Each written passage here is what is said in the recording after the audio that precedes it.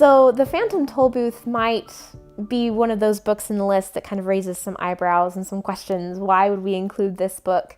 And it is kind of an odd one. It's more of an allegory than anything else.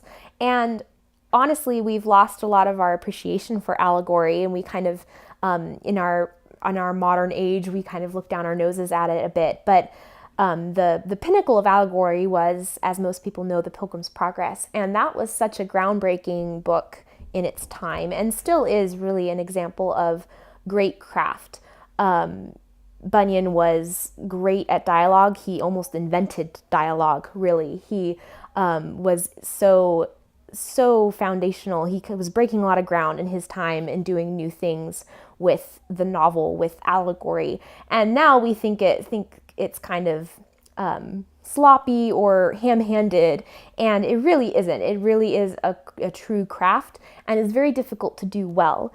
And Lewis himself tried his hand at it. He wrote the Pilgrim's Regress, and he admitted later it was one of his earliest, might have been his first published work that wasn't poetry. And he later said this had a lot of problems with it, and it's pretty rough. So it was very difficult for Lewis to do well.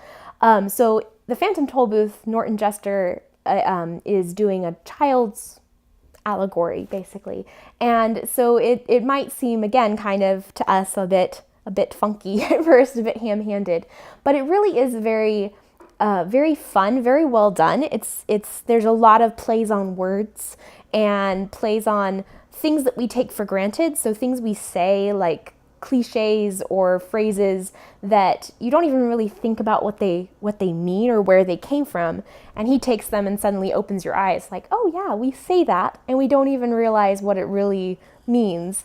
And I know as a child it was really influential for me. I just loved it and got into it, and it was very impactful to me. So I want to see more students reading it and see what they think, and hopefully introduce it to some of them for the first time, and hopefully just give them another book that might become one of their favorites.